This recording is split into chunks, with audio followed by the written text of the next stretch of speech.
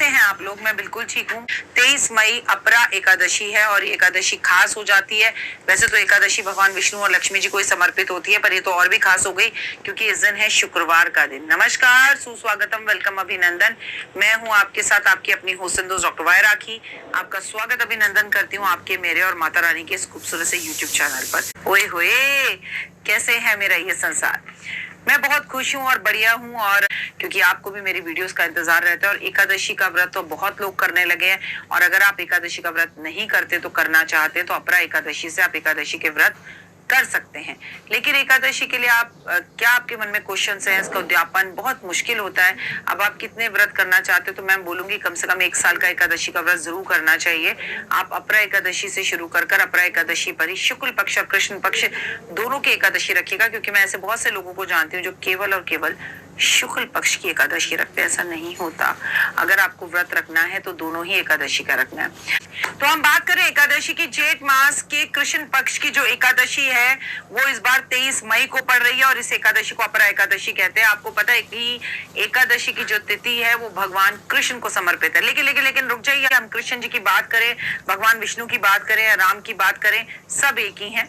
और विष्णु भगवान को समर्पित होती है एकादशी, जिसमें हम कृष्ण जी की भी पूजा करते हैं, जिसमें हम राम की भी पूजा करते हैं, जिसमें हम तुलसी की भी पूजा करते हैं। लेकिन ये एकादशी अगर सोमवार को पड़ जाए तो इसका महत्व और ज्यादा बढ़ जाता है। लेकिन रुक जाइए, अभी तक अगर आपने मेरे चैनल को लाइक, सब्सक्राइब, शेयर नहीं किया है तो भाई आप भी नहीं करोगे तो कब करोगे? 23 मई 2025 में हम लोग जी रहे हैं, और आपके साथ इतनी मेहनत कर रहे हैं, हम इतना काम कर रहे हैं।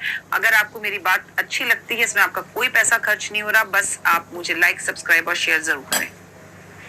मान्यता है कि अपरा एकादशी में जाने अनजाने में किए गए पापों को धोने के साथ साथ अपार धन और धान्य देने की शक्ति होती है। इसलिए आपको अपरा एकादशी पे व्रत रखें या ना रखें, इसकी विधि विधान को सुन लेना चाहिए। इससे भी पुण्य की प्राप्ति होती है। आप अगर व्रत नहीं भी रख सकते तो आपको दान पुण्य करना चाहिए। इस दिन आपको छाता, बिस्तर, अन्न, काले तिल का दान जरूर करना चाहिए। कहते हैं इस दिन मटका, तरबूजा, पानी, शरबत, चीनी, दही की लस्सी और शरबत बनाकर उसका पानी का वितरण करना चाहिए। ये आपके लाखों लाखों करोड़ों गुना फल देने वाला होता है और आपके जीवन से नकारात्मकता को दूर करने वाला होता है। विष्णु जी को वस्त्र आज के दिन भेंट स्वरूप जरूर देने चाहिए, और साथ में माता लक्ष्मी के वस्त्र भी देने चाहिए, और वस्त्र पीले या ऑरेंज कलर के ही होने चाहिए। इस दिन भगवान विष्णु की पूजा करने के साथ साथ माता लक्ष्मी की भी हम विशेष पूजा करेंगे। आपको पता है ना, एकादशी की जो तिथि होती है वो रात्रि जागरण की होती है। इस पूरी रात हमें सोना नहीं चाहिए और जागकर हमें पूजा पाठ, आराधना, अर्चना करनी चाहिए, हवन करना चाहिए। माता लक्ष्मी की इस दिन अगर विशेष पूजा की जाए और साथ में एकादशी के साथ शुक्रवार का सहयोग हो तो ये कोई छोटा मोटा सहयोग नहीं है। विष्णु जी को सफेद पुष्प अर्पण जरूर करने चाहिए। दही का भोग भगवान को आज के दिन जरूर लगाना चाहिए, और उसके बाद मिष्टी दही का भोग लगाकर अगर आप जरूरतमंदों में बांटते हैं तो भगवान की असीम कृपा होती है। रात्रि में जागरण करना चाहिए। पंडित जी को बुलाकर विष्णु सहस्त्र नाम का पाठ करना चाहिए या फिर विष्णु सहस्त्र नाम का पाठ सुनना चाहिए। आज के दिन आप एक तुलसी की डंडी ले लें और मिट्टी का दीपक ले लें, और उस तुलसी की डंडी पर थोड़ी सी आप जो है रुई लगाकर उसे घी में डुबोकर भगवान शालिग्राम जी के सामने, राम जी के सामने, कृष्ण जी के सामने, विष्णु जी के सामने, विष्णु जी के सामने अगर जलाते हैं, अर्पित करते हैं, प्रकाशित करते हैं तुलसी की डंडी में दीपक, तो आपके घर से दरिद्रता पूरी तरह से खत्म हो जाती है। और अगर ये दीपक पूरी रात जलता है तो हुए आप माला माल हो जाते हैं।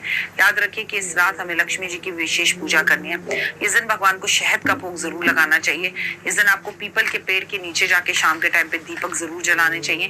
पीपल के पेड़ की परिक्रमा जरूर करनी चाहिए। लेकिन क्या करें, इस दिन सबसे पहले अपनी चौखट की पूजा आप करें।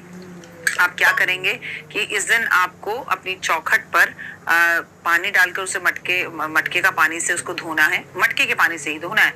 उसके बाद आपको उसके अंदर हल्दी लगानी है, कुमकुम लगानी है। उसके बाद आपको वहां दीपक जलाना है, पुष्प अर्पण करने हैं, और एक नारियल से अपने पूरे घर की नजर उतारकर नारियल वहीं फोड़कर फेंक देना है। फिर आप घर के मंदिर में बैठिए। घर के मंदिर में माँ को कमल के पुष्प अर्पण करिए। कमल गट्टे की माला पर ओम महालक्ष्मी नमः का जाप कीजिए। महालक्ष्मी को सफेद पुष्प भी अर्पण करिए, और अगर आपको कहीं से सफेद कमल मिल जाता है तो इससे बेहतर तो कोई बात नहीं है। 2 और 3 मई यानी कि 2 और 3 को जोड़ा जाए तो 5 बनता है, और 5 अपने आप में बहुत खूबसूरत नंबर होता है। वह आपको मोक्ष देने वाला नंबर होता है। तो आप इस एकादशी पर भंडारे करें, भूखे रहें, खाना खाएं ना खाएं इससे कोई फर्क नहीं पड़ता है, लेकिन भूखे रहने से बेहतर है कि आप भगवान की आराधना अर्चना जरूर करें। क्या करें, आप 11 विष्णु सहस्त्र नाम की किताबें लेंगे, हर किताब के ऊपर हल्दी से अपने हाथ से कुमकुम से हल्दी और कुमकुम मिलाकर स्वास्तिक बनाएंगे। अपनी किसी भी मनोकामना को ऐसे प्लेन पेपर पर लिखकर उस विष्णु सहस्त्र नाम की किताबों के अंदर रख कर और उस किताबों को मंदिर में जाकर छोड़ाएंगे। उसमें आपको अपना नाम लिखने की जरूरत नहीं है, बस आपकी जो इच्छा है वो लिख दीजिए। It is more than enough. अगर आप ऐसा करते हैं तो आपको जीवन के अंदर अपार शक्ति और वैभव मिलता है, पैसे की प्राप्ति होती है और लाइफ में कभी किसी चीज की कोई कमी नहीं रहती। तो हम इस वक्त शूटिंग कर रहे हैं और शूटिंग में हम बात कर रहे हैं अपरा एकादशी की, जो कि 23 मई को है, जो तिथि भगवान विष्णु को समर्पित होती है। ये रोग दोष और कष्टों को खत्म करने वाली तिथि होती है। फिलहाल मुझे दीजिए इजाजत। अगर चैनल को लाइक सब्सक्राइब शेयर नहीं किया तो प्लीज लाइक सब्सक्राइब और शेयर जरूर करें। फिलहाल के लिए ओए होए जय माता।